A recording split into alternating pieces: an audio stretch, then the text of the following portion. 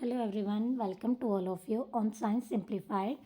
10th class students, जैसा कि आप सभी को पता है कि लास्ट क्लास में हमने चैप्टर 2 है जो स्टार्ट कर लिया था। एक पार्ट हमने इसका अपलोड कर दिया था।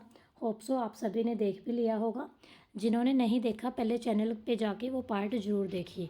जिन्होंने चैनल को सब्सक्राइब नहीं कर रखा वो चैनल को सब्सक्राइब भी कर लें, क्योंकि आपको नोटिफिकेशन इसीलिए नहीं मिलते। सब्सक्राइब करने के बाद आपने बेल प्रेस करनी है और वहाँ पे ऑल वाले नोटिफिकेशन पर क्लिक कर देना है। ठीक है स्टूडेंट्स, तो हमने जो कल की क्लास में किया था एक बार ही उसको रिवाइज़ कर लेते हैं। हमने यहाँ पे एसिड बेस के बारे में थोड़ा सा किया था। जो हमारे अम्ल क्षार होते हैं, अम्ल हमारे खट्टे होते हैं, क्षार हमारे कड़वे होते हैं, है ना। एसिड कैसे होते हैं, सोर इन टेस्ट, और जो बेस होते हैं वो कैसे होते हैं, कड़वे, यानी कि बिटर इन टेस्ट। उसके बाद हमने ये लिटमस पेपर वाला किया था थोड़ा सा। मैंने आपको फॉर्मूला बताया था करने के लिए। सबसे इजी तरीका है कि एसिड क्या करते हैं, ए के बाद क्या आता है बी, तो एसिड क्या करते हैं, ब्लू लिटमस को रेड करते हैं, और बेस क्या करेंगे, इसके उल्टा। तो बेस क्या करेंगे, रेड को क्या कर देंगे, ब्लू। ठीक है। अम्ल क्या करते हैं, नीले को लाल करेंगे, और अक्षार क्या करते हैं, आपके लाल को नीला करेंगे। लिटमस के बारे में बताया था कि लाइकेन प्लांट से मिलता है। फिर ये क्वेश्चन आपको सॉल्व करवा दिया था। केमिकल प्रॉपर्टी हम कर रहे थे। यहाँ पे स्टार्टिंग में हमारी ये थी जो सॉल्यूशंस वाली थी। एक मैंने आपको बोला था कि जो हमारे सभी इंडिकेटर्स होते हैं इनके लिए मैं एक शॉर्ट डालूंगी, ट्राई करूंगी मैं आज डाल दूं, ठीक है। और एक आपकी रिएक्टिविटी सीरीज वो भी आज अपलोड कर देंगे, चैनल पर विजिट करते रहना, ठीक है। शॉर्ट में डाल दूंगी मैं वो, सो दैट आपको आइडिया हो जाए कि कौन सा एलिमेंट किससे ज़्यादा रिएक्टिव है, क्योंकि हमने ये रिएक्शंस की थी, फिर ये इसी बेस पे होती हैं आपकी। उसके बाद लास्ट में हमने ये metal carbonate, metal hydrogen carbonate वाली की थी। यहाँ पे हमने देखा था कि हमारी कार्बन डाइऑक्साइड गैस रिलीज़ होती है, और जब कार्बन डाइऑक्साइड को हम पास करते हैं लाइम वाटर से, यानी कि कैल्शियम हाइड्रोक्साइड से, तब वहाँ पे हमारा क्या बनता है, वाइट प्रेसिपिटेट बनते हैं कैल्शियम कार्बोनेट के। कैल्शियम कार्बोनेट क्या है, लाइमस्टोन, चाक, मार्बल की डिफरेंट फॉर्म होती हैं, ठीक है। फिर हमने ये कंसेप्ट किया था कि एसिड और बेस कैसे रिएक्ट करते हैं। यहाँ पे हमने ये डेफिनेशन आई थी हमारी न्यूट्रलाइजेशन रिएक्शन की, मैंने आपको बताया था, बहुत इंपॉर्टेंट है ये। यानी कि जब हमारे एसिड और बेस के बीच में रिएक्शन होती है तो वहाँ से सॉल्ट एंड वाटर मिलता है। इसको हम क्या बोलते हैं, न्यूट्रलाइजेशन रिएक्शन बोलते हैं। न्यूट्रलाइजेशन रिएक्शन को हम इस तरह से लिखते हैं। उसके बाद हमने ये मेटालिक ऑक्साइड वाला किया था, मेटालिक ऑक्साइड की रिएक्शन एसिड से। और यहाँ पे जो हमारा मेन पॉइंट निकल के आया था वो ये था, हमने मेटालिक ऑक्साइड का नेचर बताना था। तो वो क्या नेचर होता है हमारा, बेसिक ऑक्साइड होते हैं, और नॉन मेटालिक ऑक्साइड जो होते हैं वो हमारे एसिडिक होते हैं। ठीक है स्टूडेंट्स, यहाँ तक हमने कल की क्लास में डिटेल से कर लिया था, और ये क्वेश्चन आंसर हैं जो ये भी हमने कर लिए थे, ठीक है। एक क्वेश्चन मैंने आपके लिए छोड़ा था, तो आपने बताना है वो आपको समझ आया नहीं आया। लास्ट में जब हम सभी क्वेश्चन डिस्कस करेंगे तो उनको भी देख लेंगे, ठीक है। नेक्स्ट हमारा आज की क्लास का टॉपिक है what do all acids and all basis have in common. यानी कि इसका मतलब क्या है कि जितने भी एसिड होते हैं और जितने भी बेस होते हैं उन सभी में कॉमन क्या होता है, ठीक है। कोई ना कोई चीज़ तो होगी ऐसी कि जो अम्ल में भी होती है और जो अक्षार में भी होती है, वो बताना है हमने कि वो सेम क्या होता है, उसमें कौन सा फीचर है या फिर कौन सा एलिमेंट है या कौन सी प्रॉपर्टी है, ठीक है बच्चे। तो देखो हमने क्या किया है, जो हमारा पिछला टॉपिक था वहाँ पे हमने देखा था कि एसिड्स की सभी की सिमिलर केमिकल प्रॉपर्टी हैं। मतलब कि जो बिहेवियर हाइड्रोक्लोरिक एसिड कर रहा था वही सल्फ्यूरिक एसिड, वही नाइट्रिक एसिड, ठीक है। यानी कि जितने भी अम्ल हैं उनकी रासायनिक अभिक्रिया सेम थी, ठीक है। तो यहाँ से क्या रिजल्ट निकलता है अगर उनकी प्रॉपर्टी सेम है, तो हम यहाँ पे एक्टिविटी करेंगे। देखो एक ये एक्टिविटी दी है आपको, हमने क्या लिया है, एसिड का सोल्यूशन लिया है, और एक्टिविटी आपकी ये यहाँ पे क्या दिखाने के लिए कर रखी है, हमने यहाँ पे दिखाना है कि क्या एसिड का जो सोल्यूशन है वो कंडक्ट करता है इलेक्ट्रिसिटी को या नहीं करता।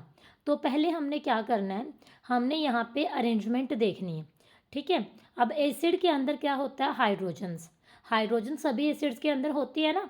HNO3 में देखो हाइड्रोजन है, HCl में देखो हाइड्रोजन है, सल्फ्यूरिक एसिड में देखो हाइड्रोजन है, एसिटिक एसिड में देखो CH3COOH, वहाँ पे भी हाइड्रोजन है, ठीक है। तो हमने एक एक्टिविटी करनी है यहाँ पे ये देखने के लिए कि हमारे जो कंपाउंड होते हैं जिनके अंदर हाइड्रोजन होती है क्या वो सभी एसिडिक होते हैं, ठीक है। समझ रहे हो ना टॉपिक का मीनिंग क्या है। देखो दोबारा से जाते हैं हेडिंग पे। What do all acids and all base have in common, कि सभी जो एसिड हैं या सभी जो बेस हैं उनमें कॉमन क्या होता है। तो पहले हम एसिड्स की बात कर रहे हैं। एसिड्स का हमने लिया कि सभी एसिड्स में हाइड्रोजन होती है। अब हम ये देखेंगे कि जिन कंपाउंड में हाइड्रोजन होती है क्या वो सभी कंपाउंड एसिड की कैटेगरी में आते हैं। ठीक है, यानी कि जितने भी यौगिक हैं जिनके अंदर हाइड्रोजन दिखाई देती है क्या वो सभी अम्ल होते हैं। तो ये चीज़ हमने यहाँ पे देखनी है इस एक्टिविटी के थ्रू। तो हमने सॉल्यूशन लिया, किसका सॉल्यूशन लिया है, ये जैसे इसने बताया ग्लूकोज का, अल्कोहल का, हाइड्रोक्लोरिक एसिड, सल्फ्यूरिक एसिड। अब हमने क्या कर दिया, यहाँ पे कॉर्क के ऊपर 2 नेल फिक्स कर दी। दिखाई दे रहा है आपको, ये देखो इसमें ये आपका कॉर्क है, कॉर्क के ऊपर ये 2 नेल आपने फिक्स कर दिए हैं। ठीक है, नेल क्यों फिक्स किए हैं, कंडक्शन है जो वो करने के लिए, चेक करने के लिए। ठीक है बच्चे, तो 2 नेल्स फिक्स कर दी हमने। और हमने क्या किया, कॉर्क को कहाँ पे रखा है, 100 ml के बेकर में। फिर हमने नेल्स को कनेक्ट किया है 2 टर्मिनल के। टर्मिनल किसके हैं, यहाँ पे बैटरी है एक 6 वोल्ट की बैटरी, वो कहाँ पे अटैच कर रखी है हमने, बल्ब एंड स्विच के साथ हमने अटैच कर रखी है। नेल्स हैं जो उसको हमने एक, देखो यहाँ पे नेल्स हैं, ये 6 वोल्ट के ऊपर बैटरी चली गई, यहाँ पे देखो ये नेल्स थे, उसके बाद ऊपर ये बैटरी, बैटरी के बाद आपका ये क्या है, बल्ब, और ये बल्ब के बाद नीचे आपका क्या है, स्विच है। और ये पूरी अरेंजमेंट होगी हमारी कंडक्शन को चेक करने के लिए, एसिडिक बिहेवियर को चेक करने के लिए। तो यहाँ पे क्या किया फिर हमने, इस बीकर के अंदर हमने थोड़ा सा डाइल्यूट हाइड्रोक्लोरिक एसिड डाल दिया और करंट को हमने कर दिया स्विच ऑन। बैटरी लगा रखी है ना, तो स्विच को क्या कर दिया, ऑन कर दिया। तो पहले तो हमने ये किया हाइड्रोक्लोरिक एसिड के साथ, हमने देखा क्या जो बल्ब है वो ग्लो करेगा। ठीक है, फिर हमने देखा सल्फ्यूरिक एसिड के साथ, और इस तरह से हम एक्सपेरिमेंट को रिपीट करते गए ग्लूकोज के साथ। ग्लूकोज क्या होता है, याद है या भूल गए, फर्स्ट चैप्टर में किया था। ग्लूकोज होता है हमारा C6H12O6। ठीक है, हमने जो फोटोसिंथेसिस और रेस्पिरेशन वाली रिएक्शंस की थी वहाँ पे आया था आपका। अल्कोहल क्या होता है, OH का जो सोल्यूशन होता है, तो यहाँ पे भी हाइड्रोजन होती है। ठीक है, तो ये पूछ रहा है कि जब आप बार बार इस एक्सपेरिमेंट को रिपीट करते हो ऊपर वाले एसिड को चेंज कर करके, तो क्या बल्ब यहाँ से ग्लो करेगा या फिर वो नहीं करेगा। तो चलो डिस्कस करते हैं हम इस एक्टिविटी का क्या रिजल्ट रहेगा। तो हम क्या देखते हैं, अगर हम एसिड लेते हैं तो बल्ब है जो हमारा वो ग्लो करता है। ठीक है, डायग्राम में दिखा भी रखा है। लेकिन हम क्या देखते हैं कि जो ग्लूकोज और अल्कोहल का सॉल्यूशन है ये इलेक्ट्रिसिटी कंडक्ट नहीं करते। उसने बोला कि एसिड तो करते हैं, और हमने ऊपर ये भी बोल दिया कि जिन कंपाउंड के अंदर हाइड्रोजन है वो एसिड है।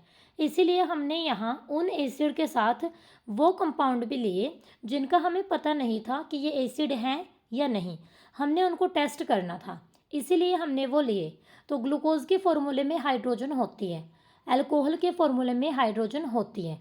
तो हम ये देखना चाह रहे थे कि क्या जिन कंपाउंड में हाइड्रोजन होती है क्या वो सभी कंपाउंड एसिडिक होते हैं, क्या वो सभी यौगिक अम्ल होते हैं। तो ये हमने यहाँ पे एक्टिविटी में किया था। तो ग्लूकोज और अल्कोहल इसीलिए लिए थे। जब हमने ग्लूकोज और अल्कोहल सॉल्यूशन को डाला, हमने देखा कि जो वो बल्ब आपका उसने ग्लो नहीं किया।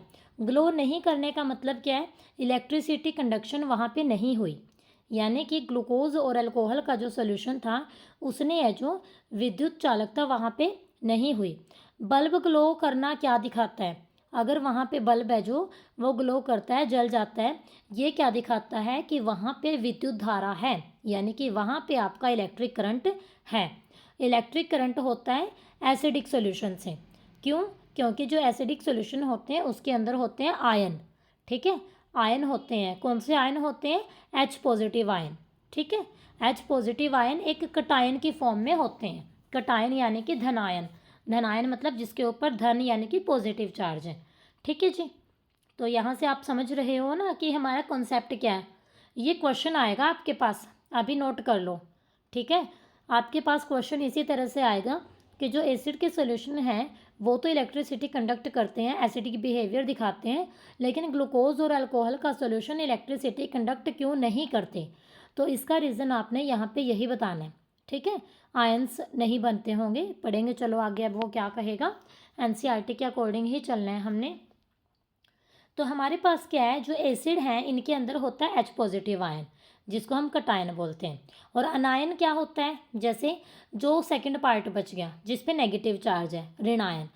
एसिड के अंदर H positive ion as a cation है, और अनायन क्या है, Cl नेगेटिव HCl के अंदर। HNO3 की अगर बात करते हो तो HNO3 में NO3 तो नेगेटिव आयन है, ठीक है, और H पॉजिटिव आपका वही कटायन है।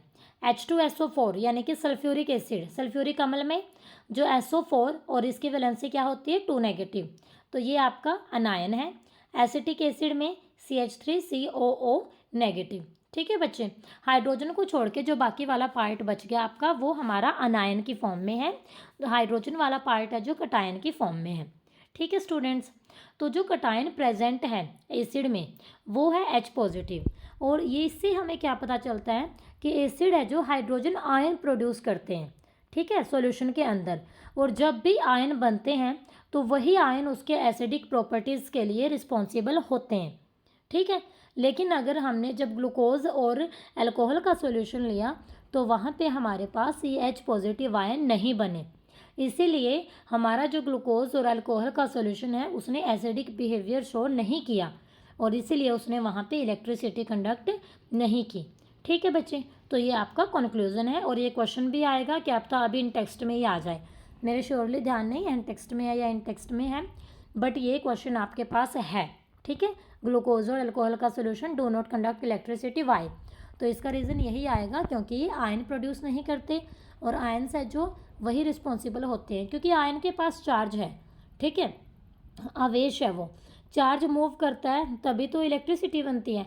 करंट का फॉर्मूला क्या पढ़ा है आपने, करंट का फॉर्मूला यहाँ भी आएगा, पहले भी पढ़ा होगा। आई का फॉर्मूला होता है Q/T, यानी कि चार्ज फ्लो करता है, Q यहाँ होता है चार्ज और T होता है टाइम, तो Q चार्ज फ्लो करता है T टाइम के साथ, तब विद्युत धारा यानी कि इलेक्ट्रिसिटी बनती है, ठीक है। अब नेक्स्ट है हमारा what happens to an acid और base in a water solution, ठीक है। जो ऊपर वाला टॉपिक था वो बहुत इंपॉर्टेंट था, एंड होप सो आपको समझ भी आया होगा। फिर भी किसी स्टूडेंट को डाउट हो तो प्लीज़ पूछना, क्योंकि वो बहुत इंपॉर्टेंट टॉपिक है। Next, what happens to an acid और base in a water solution. Acid को और बेस को जब आप वाटर के सॉल्यूशन में लेते हो तो वहाँ पे क्या होता है, वो पूछ रहा है कि क्या सिर्फ एसिड ही आयन प्रोड्यूस करते हैं या फिर बेस के साथ भी ऐसा ही होता है, ठीक है बच्चे। तो चलो हम देखते हैं। यहाँ पे हमने पहले हाइड्रोक्लोरिक गैस की ये प्रिपरेशन कर रखी है, एक्टिविटी आपको दिखा रखी है जो। तो आपने क्या लेना है, 1 ग्राम तो लेना है आपने सॉलिड, ये सोडियम क्लोराइड, ठीक है, टेस्ट ट्यूब के अंदर। उसके अंदर सल्फ्यूरिक एसिड आपने ऐड कर देना है। वहाँ से एक गैस है जो डिलीवरी ट्यूब से वो बाहर निकलती है आपकी, और फिर हम गैस को टेस्ट करते हैं ड्राई और वेट ब्लू लिटमस पेपर के साथ कि उसका कलर है जो वो चेंज हुआ है या नहीं हुआ है। इस एक्टिविटी के बेस पे हम रिज़ल्ट निकालते हैं, यानी कि हम देखते हैं एसिडिक करेक्टर कि ड्राई HCl गैस का क्या होगा, HCl सोल्यूशन का क्या होगा, ठीक है बच्चे। और यहाँ पे ना ये भी होता है, थोड़ा सा कंडीशन भी होती है टेम्परेचर की, ह्यूमिडिटी की, तो ये टीचर्स के लिए वो होता है थोड़ा सा कि एक्सपेरिमेंट किस टाइम पे वो करवा रहे हैं। तो इस एक्सपेरिमेंट से हमें क्या पता चला कि जो हमारा हाइड्रोजन आयन है HCl में, वहाँ पे HCl के ने क्या प्रोड्यूस किया, हाइड्रोजन आयन वाटर की प्रेजेंस में, यानी कि सेपरेशन होती है H पॉजिटिव आयन की HCl मॉलिक्यूल से, ठीक है। और अगर मैं कहूँ क्या ये वाटर की प्रेजेंस में ही होता है, तो हाँ जी ये वाटर की प्रेजेंस में ही होता है, वाटर की एब्सेंस में ये नहीं होता, ठीक है। तो देखो ये रिएक्शन इसीलिए ऐसे दिखा रखी है आपको, ये देखो क्या लिया है HCl प्लस क्या कर दिया H2O, और यहाँ से क्या बनता है HCl का H पॉजिटिव आयन हुआ और H2O के साथ जुड़ गया, H2O था अब H3 बन गया। एक H पॉजिटिव कहाँ से आया आपका, यहाँ से आया है HCl से, ठीक है, H3 बन गया, लेकिन H पॉजिटिव आया था वो, इसीलिए O के ऊपर वो पूरा पॉजिटिव चार्ज चला गया, और HCl H पॉजिटिव तो यहाँ जुड़ गया, Cl नेगेटिव आपका ये सेपरेट है। तो हाइड्रोजन आयन कभी भी अकेले एग्जिस्ट नहीं कर सकते हैं, वो एग्जिस्ट करते हैं हमेशा किसी ना किसी के साथ। तो इसीलिए वाटर के मॉलिक्यूल के साथ हाइड्रोजन है जो वो कंबाइन हो गया। हाइड्रोजन आयन है जो हमेशा H पॉजिटिव से दिखाते हैं, और जो ये H3O पॉजिटिव बन गया इसका नाम होता है हाइड्रोनियम आयन। क्या नाम होता है इसका? Hydronium ion. अलग टर्म है ये आपके लिए, स्पेशल क्वेश्चन भी आ सकता है इस तरह से, what you mean by hydronium ion. ये क्वेश्चन आपका कंपटीशन में भी आ सकता है, नीट के पेपर में भी इसी तरह यहाँ से क्वेश्चन निकाल के लाते हैं, ठीक है। और जैसे ये आपका HTET वगैरह का एग्जाम होता है वहाँ पे भी। तो H पॉजिटिव प्लस H2O, यहाँ से क्या बना था? H3O पॉजिटिव, जो ऊपर मैंने आपको अच्छे से एक्सप्लेन किया था वही रिएक्शन देखो अब इसने यहाँ दिखा रखी है। ये तो बात होगी एसिड की, ठीक है, कि acid H positive ion produce करता है वाटर के साथ। अब हम बात करते हैं बेस की। एसिड ने तो आपका H3O पॉजिटिव दे दिया, यानी कि H पॉजिटिव दे दिया वाटर में। अब बेस की अगर हम बात करते हैं, बेस को जब हम वाटर में डिसॉल्व करते हैं, बेस हमने ले लिया सोडियम हाइड्रोक्साइड। एक सिंपल सी पहचान बताती हूँ आपको अभी के लिए, मतलब ये कोई ये नहीं है कि 100% है, लेकिन 80 to 90% ये है। जो बेस होते हैं उनके साथ होते हैं हाइड्रोक्साइड आयन, यानी कि OH। क्या होते हैं उनके साथ? हाइड्रोक्साइड आयन यानी कि OH। तो जो NaOH है, सोडियम हाइड्रोक्साइड है, जब इसको वाटर के अंदर डिसॉल्व किया तो यहाँ से sodium positive plus hydroxide negative, ठीक है, दोनों को एक्वा फॉर्म में ही मिला है हमें। रिएक्टेंट में है देखो जो सोडियम हाइड्रोक्साइड, इसके ब्रैकेट में लिखा है S। फर्स्ट चैप्टर में ये चीज़ की थी ना हमने, तो S यानी कि सॉलिड फॉर्म में है। यहाँ पे जो है आपका Na पॉजिटिव एक्वा में है, OH नेगेटिव एक्वा में है, ठीक है बच्चे। उसके बाद है नेक्स्ट है हमारे पास, दूसरा ले लिया हमने एग्जाम्पल बेस का, दैट इज़ पोटेशियम हाइड्रोक्साइड। ये भी क्या देगा? Potassium positive plus hydroxide negative. उसके बाद मैग्नीशियम हाइड्रोक्साइड, ये क्या देगा? Magnesium 2 positive plus hydroxide negative. यानी कि बेसिस हैं जो आपके वो क्या जनरेट कर रहे हैं, जैसे एसिड आपके H पॉजिटिव आयन जनरेट कर रहे थे वाटर के अंदर, बेसिस हैं जो आपके OH नेगेटिव आयन जनरेट कर रहे हैं वाटर के अंदर, ठीक है। और जो बेस आपके सोल्यूबल होते हैं वाटर में उनको हम क्या बोलते हैं? एल्कलीज। क्या बोलते हैं? एल्कलीज। मोस्ट इंपॉर्टेंट क्वेश्चन है ये, यहाँ से नोट डाउन कर लेना बच्चे अपनी नोटबुक पे। Bases which are soluble in water are called alkalis, ठीक है। उसने स्पेशल बोला है विच आर सोल्यूबल, क्योंकि सभी बेसिस है जो वो सोल्यूबल नहीं होते वाटर में, सिर्फ एल्कली इसीलिए बोला है उसको जो वाटर के अंदर डिजोल्व हो जाता है। जो एल्कली होता है ना ये सोपी होता है, टच मतलब इसका साबुन की तरह होता है, कड़वा होता है, ये क्रोजिव भी होता है, ठीक है। तो कभी उसको टेस्ट भी नहीं करना चाहिए, ठीक है, वो हार्मफुल होता है आपके लिए। उसके बाद है कि अगर हम आइडेंटिफाई करते हैं, अब एसिड ने जो जनरेट किया था H पॉजिटिव और बेस ने जो जनरेट किया OH नेगेटिव, तो यहाँ से हमें न्यूट्रलाइजेशन रिएक्शन मिल जाएगी ना, क्योंकि हमने लास्ट के टॉपिक में ये चीज़ कर ली है कि एसिड और बेस कंबाइन होकर सॉल्ट एंड वाटर बनाते हैं। तो वो सॉल्ट एंड वाटर कैसे बना था?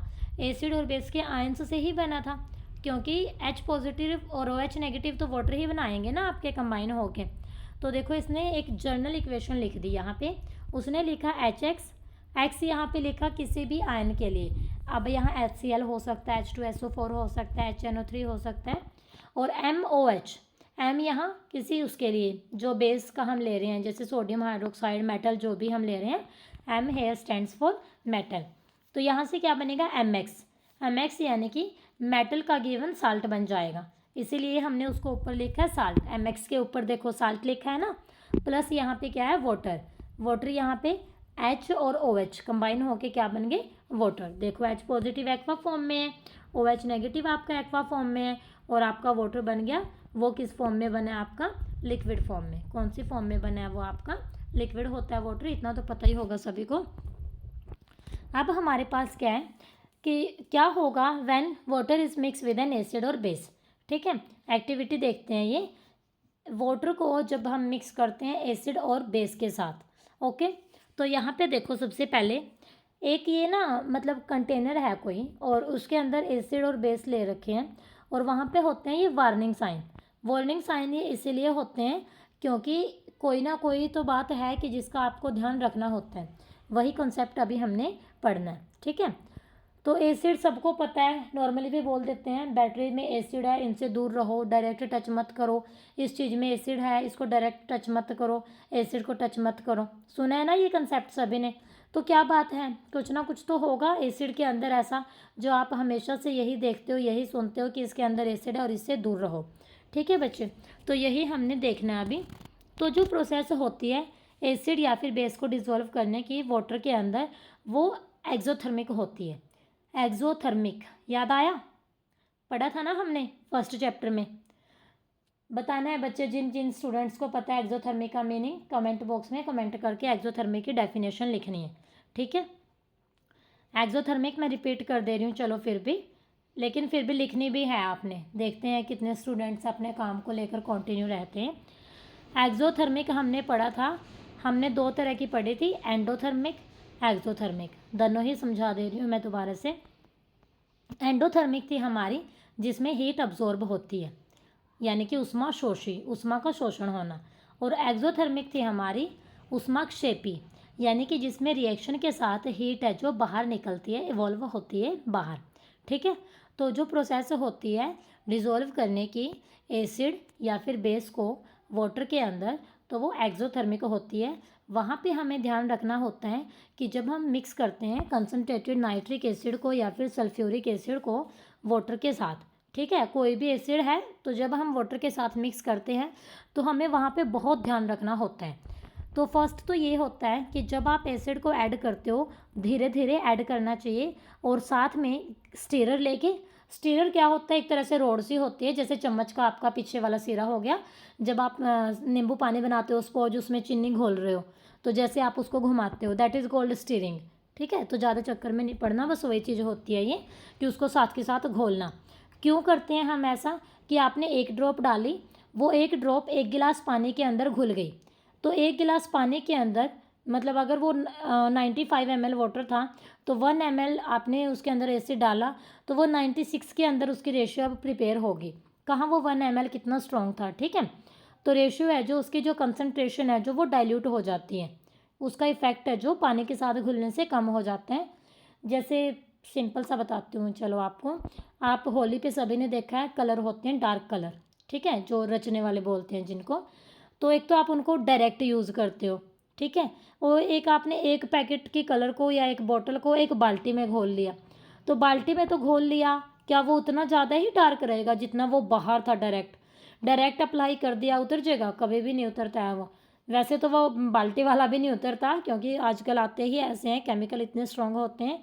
लेकिन आप मीनिंग समझ गए होंगे कि मैं क्या कहना चाह रही हूँ। ठीक है, जैसे एक पिंच हल्दी की बाहर ले रखी है, उसका कितना डार्क कलर होता है, क्या कंसंट्रेशन होती है उसकी, और उसको आप एक गिलास पानी के अंदर डाल दो, क्या फिर वो सोल्यूशन रह जाता है, हल्दी की कंसंट्रेशन कम हो जाती है, वो पानी के साथ मिक्स होकर वो डाइल्यूट हो जाती है। ठीक है, इस तरह से है। तो जब हम एसिड को ऐड करते हैं स्लोली ऐड करना चाहिए, साथ में उसको घोलते जाना चाहिए।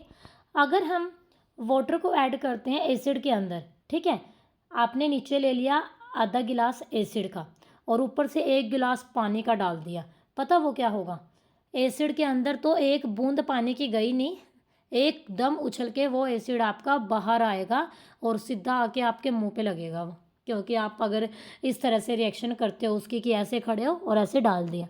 इसीलिए ये वार्निंग साइन होते हैं, इसीलिए इतना केयर करने को बोलते हैं हमेशा। ठीक है, और एसिड कहीं पे भी लग जाए मतलब जल जाता है वो, वहाँ से देखा भी होगा, इस पे मूवीज़ भी हैं बहुत सारी एसिड अटैक वाले उस पर। ठीक है बच्चे, तो जब वाटर को ऐड करते हैं एसिड के अंदर हीट जनरेट होती है, मिक्सचर बाहर आ जाता है, स्प्लैश आउट हो जाता है और बर्निंग हो जाती है। ठीक है, चलो सॉरी, एकदम मुझे मुँह का नहीं बोलना चाहिए था। ठीक है, लेकिन एक्चुअली में देखिए सिचुएशन यही होती है, हमारा फेस उसकी तरफ ही होता है पूरा, ये तो है नहीं कि हमने फेस को बैक कर रखा है और हम या फिर बैक हैंड करके मिक्स कर रहे हैं, है ना। और जो जिस कंटेनर में हम लेते हैं ना, ग्लास कंटेनर है जो हमारा, वो ब्रेक भी हो जाता है, इतनी ज़्यादा हीट निकलती है वहाँ से, इसीलिए वार्निंग साइन दिए होते हैं। ठीक है, एक बार दोबारा से सुन लो, होता क्या है, नीचे आपने लिया वाटर, ऊपर आपने एसिड की एक ड्रॉप डाली वाटर के अंदर, वाटर की कंसंट्रेशन है 98 ml, एसिड आपने डाला उसमें सिर्फ 2 ml, तो आपने उसको साथ के साथ स्टीर किया।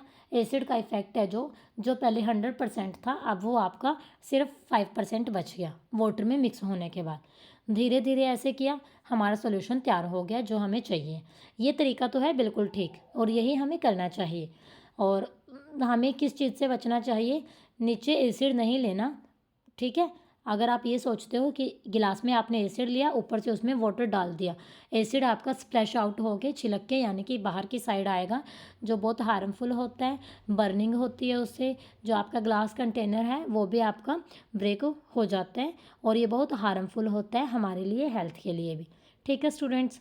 तो ये क्वेश्चन आएगा, ये क्वेश्चन भी आएगा और ये क्वेश्चन तो इतना इम्पोर्टेंट है, ये इस तरह से आता है, why do water should not be add in acid, कि एसिड के अंदर वाटर को क्यों नहीं ऐड करना चाहिए, while we should add acid in water, ठीक है। वाटर के अंदर एसिड डाल देना चाहिए, पानी के अंदर अमल को डाल देना चाहिए, लेकिन अमल के अंदर डायरेक्ट पानी के अंदर डायरेक्ट ऊपर से अमल नहीं डालना चाहिए। ये क्वेश्चन भी आएगा आपके पास और ये क्वेश्चन बहुत इंपॉर्टेंट होता है, ठीक है।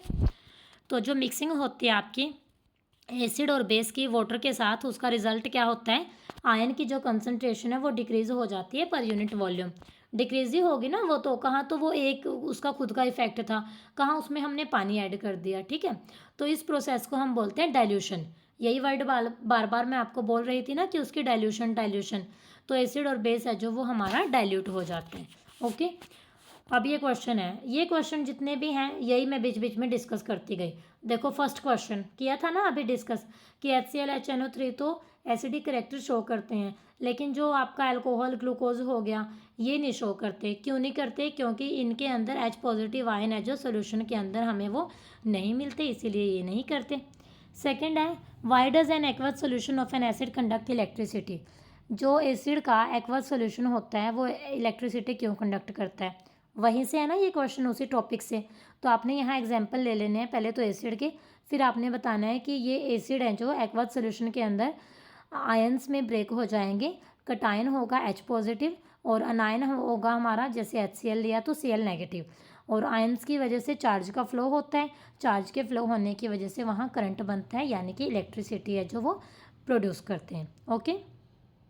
थर्ड क्वेश्चन है आपका, why does dry HCl gas not change the colour of the dry litmus paper, जो ड्राई HCl गैस होती है वो लिटमस पेपर का कलर क्यों नहीं चेंज करती। अब ये क्वेश्चन हमने डायरेक्ट नहीं पढ़ा, लेकिन इनडायरेक्ट मैं आपको बता चुकी हूँ, ठीक है।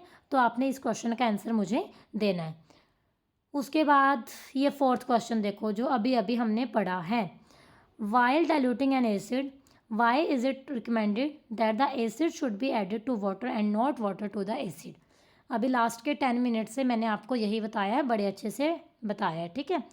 How is the concentration of hydronium ion affected when in solution of N acid is diluted, concentration आपकी वो डिक्रीज हो जाती है ना, अभी ऊपर हमने देखो लास्ट लाइन में यही पढ़ा था ना कि mixing N acid and base water result in decrease in concentration of ions H3O positive के भी और आपकी OH नेगेटिव के भी, पर यूनिट वॉल्यूम जो कंसनट्रेशन होती है वो आपकी यहाँ से क्या हो जाती है, डिक्रीज होती है, और इसी को हम बोलते हैं डाइल्यूशन, ठीक है। तो यहाँ तो उसने H3O पॉजिटिव का पूछा है, अगले क्वेश्चन में उसने OH नेगेटिव का पूछ लिया। How is the concentration of a hydroxide ion affected when excess base is dissolve in a solution of sodium hydroxide, ठीक है, तो बता देना है ये भी आपने। उसके बाद हाउ स्ट्रॉन्ग आर एसिड और बेस सॉल्यूशन, ये आपका पीएच का कंसेप्ट है बच्चे, कल को करेंगे इस टॉपिक को। अब देखो जैसे हमने अभी तक जितना कर लिया 60% 65% चैप्टर आपका हो गया, 2 क्लासेस में और हो जाएगा।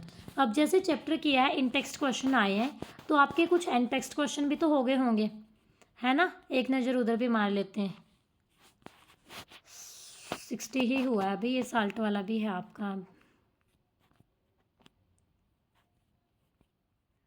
देखो, a solution turns red litmus blue, its pH be likely to be, solution है जो रेड लिटमस को ब्लू कर रहा है, कौन करते हैं रेड को ब्लू, पहले तो आपको ये पता होना चाहिए, ठीक है। और पीएच वाला कंसेप्ट अभी हमने पढ़ा नहीं, तो आपको ये क्वेश्चन नहीं आएगा अभी सॉल्व करना, ठीक है बच्चे। ये वर्ड इक्वेशन लिखनी है, फिर उसको बैलेंस करना है। Dilute hydrochloric sulphuric acid react with zinc granule, यानी कि जिंक होगी मेटल, मेटल की रिएक्शन एसिड के साथ, उल्टा बोल लो, एसिड की रिएक्शन मेटल के साथ, चैप्टर का नेम एसिड बेस है ना, ये थर्ड चैप्टर में भी आएगा आपके पास ऐसे ही। अब यहाँ तो हम इस चीज़ को बोल रहे हैं एसिड की रिएक्शन मेटल के साथ, बस वहाँ बोल देंगे मेटल की रिएक्शन एसिड के साथ। जैसे ये बोल लो कि ए की रिएक्शन बी के साथ या बी की रिएक्शन ए के साथ, क्या होगी इसकी रिएक्शन बताओगे इक्वेशन, सल्फ्यूरिक एसिड के लिए H2SO4, जिंक के लिए आपका Zn हो गया, प्रोडक्ट क्या बनेगा ZnSO4 प्लस हाइड्रोजन निकल जाएगी। हाइड्रोक्लोरिक एसिड की मैग्नीशियम रिबन के साथ, बैलेंस आपने खुद करनी है ये, ठीक है, बैलेंस का आपने सीख रखा है। हाइड्रोक्लोरिक एसिड की मैग्नीशियम रिबन के साथ, हाइड्रोक्लोरिक एसिड क्या हो गया HCl, magnesium ribbon Mg, reaction क्या होगी, प्रोडक्ट क्या बनेगा, उत्पाद क्या बनेगा, बीच में तीर का निशान लगाना है, MgCl2 प्लस HCl। सी में है आपका सल्फ्यूरिक एसिड है जो रिएक्ट कर रहा है एल्यूमिनियम पाउडर के साथ, H2SO4 की बतानी है Al के साथ, तो ये बनेगा आपका Al2SO4 की थ्राइस, ठीक है, साथ में हाइड्रोजन। हाइड्रोक्लोरिक एसिड की रिएक्शन आयरन के साथ, FeCl3 या Cl2 वाली Cl3 बनता है ये, ठीक है, हाइड्रोजन। 6th क्वेश्चन है आपका, compound such as alcohol and glucose also contain hydrogen. देखो आज के टॉपिक का मतलब आज की क्लास का मेन टॉपिक ये ही थे, अल्कोहल ग्लूकोज वाला क्वेश्चन निकला था आपका, और साथ में एक आपका वो एसिड वाटर वाला था। तो ये पूछ रहा है कि जो अल्कोहल और ग्लूकोज का सॉल्यूशन है, इनके अंदर हाइड्रोजन होती है, लेकिन इनको फिर भी हम एसिड की कैटेगरी में नहीं लेते। तो क्यों नहीं लेते, क्या आप लोग मुझे इसका आंसर दोगे? दे दोगे तो ठीक है, नहीं दोगे तो मैं एक दिन आपकी क्वेश्चन आंसर की क्लास लूँगी। ये जो 1-2 क्वेश्चन मैं आपके लिए छोड़ देती हूँ, उसमें वही डिस्कस करेंगे, ठीक है बच्चे। 7th क्वेश्चन ये डिस्टिल्ड वाटर वाला आ गया। Why do acids not show acidic behaviour in the absence of water, क्यों नहीं शो करता? ये भी पढ़ा था ना अभी हमने, क्योंकि एसिड्स को वाटर के अंदर डिसॉल्व करते हैं तो वहाँ से हाइड्रोनियम आयन है जो आपका वो बनता है, लेकिन अगर वाटर ही नहीं होगा तो वो नहीं होगा। ये पीएच का आ गया, कल को हम पीएच का ही कंसेप्ट करेंगे, बस एक दिन फिर आपके साल्ट फैमिली कर लेंगे, ठीक है बच्चे। इंटरेस्टेड है ये चैप्टर? देखो 14th क्वेश्चन आ गया, न्यूट्रलाइजेशन रिएक्शन क्या थी? न्यूट्रलाइजेशन रिएक्शन कि व्हेन एन बेस और एसिड मिक्स होते हैं they will give salt and water, ठीक है, अम्ल और क्षार मिलके क्या बनाते हैं? लवण और जल, और इसको ही हम क्या बोलते हैं? न्यूट्रलाइजेशन रिएक्शन बोलते हैं। हिंदी में क्या बोलते हैं इसको? आप हिंदी मीडियम वाले बच्चे बुक में देख लेना। अच्छा सच ये और डिस्कस करना था मैंने आपको साथ मीडियम वाला। तो देखो बच्चे क्या होता है, अभी मेरे पास एक ही बुक है, ठीक है, अगर मैं इंग्लिश मीडियम से पढ़ा रही हूँ तो एक्सप्लेन तो सारा हिंदी मीडियम में कर रही हूँ ना। इंग्लिश मीडियम वाला भी कोई बच्चा ऐसा नहीं होता कि उनको इंग्लिश टू इंग्लिश ही एक्सप्लेनेशन चाहिए होती है, वो समझ भी नहीं आती। हर कोई अपनी मदर टंग में ही कंफर्टेबल होता है, ठीक है। यहाँ पे ना कोई फालतू फॉर्मेलिटी की हमारे चैनल पे वो नहीं है, शो ऑफ नहीं है यहाँ पे कि हाँ ये मैडम तो ऐसे हैं पूरा इंग्लिश में बताते हैं। मेरा मानना ये है कि मैं ऐसे बताऊं कि जो मैंने बताया वो आपको अच्छे से समझ आए।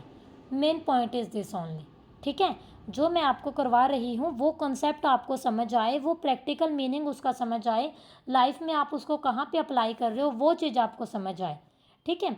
उसके बाद रही बात मीडियम की, हिंदी मीडियम की जो साइंस होती है, अगर जो बच्चे हिंदी मीडियम के अभी भी मेरी क्लास लगा रहे हैं तो बहुत अच्छी बात है उनके लिए, क्योंकि इतना कोई डिफ़िकल्ट नहीं है हिंदी मीडियम में, और मैं साथ के साथ आपको ट्रांसलेट कर रही हूँ, बीच में मैं 70% ट्रांसलेट कर देती हूँ।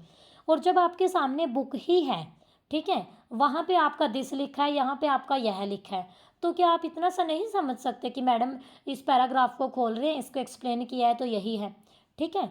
रही बात यहाँ रिएक्शंस की, रिएक्शंस आपके वहाँ भी उसको एल्यूमिनियम क्लोराइड लिखा है, हिंदी में भी उसको एल्यूमिनियम क्लोराइड लिखा है। तो स्पेशली मैं यहाँ पे मेंशन करना चाहूँगी, जो हमारे गवर्नमेंट स्कूल के स्टूडेंट्स होते हैं, कई बार वो थोड़ा सा उनको रहता है कि नहीं यहाँ पे हिंदी मीडियम नहीं मिल रहा। बच्चे आपको यूट्यूब पे बहुत रेयर ऐसे चैनल मिलेंगे जहाँ पे पूरा हिंदी मीडियम मिलेगा, और पूरा हिंदी मीडियम में साइंस कभी समझ भी नहीं आती, ठीक है। 10th क्लास में आप लोग हो गए हो, आप अपनी सोसाइटी में रहते हो, वहाँ पे आजकल मतलब 30% इंग्लिश का ही वो है, 30 to 40, ठीक है। घर पे आप देखो अपनी नॉर्मल उसमें कितनी इंग्लिश यूज़ करते हो, बहुत ज़्यादा यूज़ करते हो आप लोग, आप ध्यान नहीं देते, लेकिन कभी ध्यान दे के देखो अपने पेरेंट्स से जिनके थोड़ा अनपढ़ होते हैं या कम पढ़े होते हैं, वो कई बार आपको बोलते भी होंगे क्यों मतलब ऐसे बोल रहा है, हिंदी में बोलना समझ नहीं आ रहा, ऐसे बोल, तू ही स्कूल में लगा है या लगी है, तो ये बात होती है, ठीक है। तो आपकी जो ये क्लासेस होते हैं ये बाइलिंगुअल ही है, ऐसा नहीं सोचना कि मैम ने तो इंग्लिश मीडियम की बुक खोल रखी है, हमारे कोई काम की नहीं।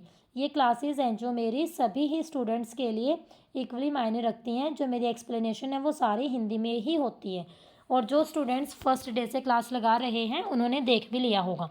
अब आप लोग 11th में जाओगे, साइंस स्ट्रीम लेंगे बच्चे जो, जिनको साइंस में इंटरेस्ट है। जिनको साइंस में बहुत इंटरेस्ट है, मुझे पता है उनको तो कोई दिक्कत नहीं है, वो तो कर लेते हैं, बल्कि उनको तो शौक रहता है इंग्लिश सीखने का। ठीक है, पेपर में मैंने देखा है, हमें कई बार हिंदी के वर्ड नहीं समझ आते थे, हम उनको इंग्लिश में देखते थे, वहाँ से समझ आ जाती थी। ठीक है, होता है ये चीज़, इंग्लिश में ज़्यादा ईजी है साइंस। जब आप 11th में जाओगे, मेडिकल नॉन मेडिकल करोगे, वहाँ एकदम से देखोगे 10th में पूरा हिंदी मीडियम, वहाँ एकदम से इंग्लिश, तो बेटर है कुछ वर्ड्स आप अभी सीख लो। आपको इतना अच्छा टीचर मिल रहा है कि जो दोनों मीडियम में आपको पढ़ा रहा है। ठीक है, तो यहाँ पे ये बात मैं ज़रूर मेंशन करना चाहूँगी आप सभी के लिए, इस बात की हेडेक मत लें, समझने वाले समझ लेते हैं। लैंग्वेज कोई बैरियर नहीं होता, ठीक है, भाषा कोई बाधा नहीं होती, समझना है जिसने कंसेप्ट समझना है वो। इसमें कोई ये खास बात नहीं है कि मैडम ने इंग्लिश में बोला और हमें पता नहीं चला। आपके पास बुक है, आगे अपनी बुक लो। ठीक है, कोई एक आध वर्ड होता है रेयरली, ठीक है, हो सकता है मे बी, मैं ये नहीं कहती कि मैं पूरा दावे के साथ 100% कह दूँ कि मैं जो बोल रही हूँ हिंदी मीडियम के सभी बच्चों को समझ आ जाएगा। थोड़ा सा है, हमारा फ्लो अब इंग्लिश में ज़्यादा बना हुआ है। ठीक है बच्चे, तो जो वो एक आध वर्ड होता है, आपको जहाँ डाउट रहता है आप लोग अपनी डिक्शनरी चेक करो। ठीक है, वहाँ से आपको पता लग जाएगा, आपकी नॉलेज है जो वो भी एनहांस होगी। आपकी बुक के पीछे भी कीवर्ड्स होते हैं, देखा है मैंने, हमारे टाइम में तो थे, अभी भी होंगे ही। तो बुक के पीछे जैसे फर्स्ट चैप्टर है, फर्स्ट चैप्टर में A to Z जितनी भी वो आई है उसके सारे वो इंग्लिश और हिंदी दोनों में दिए होते हैं। ठीक है, तो वो चीज़ वहाँ से देख लिया करो।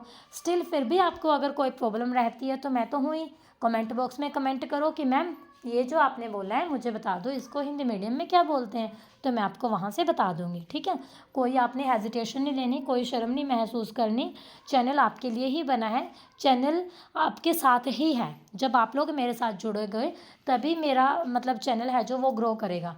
ठीक है, तभी मुझे और मोटिवेशन मिलेगी, मेरी मोटिवेशन आप लोग ही हो। ठीक है स्टूडेंट्स, क्लास ज़्यादा लंबी होती जा रही है, चलो आज के लिए इतना ही, आप लोग भी बोर हो जाओगे, ज़्यादा बातचीत नहीं करते, पढ़ाई की तरफ ध्यान देना है, 10th क्लास की आपकी स्टडी है। So stay connected with science simplified, subscribe the channel, like the videos and share maximum. Thank you very much.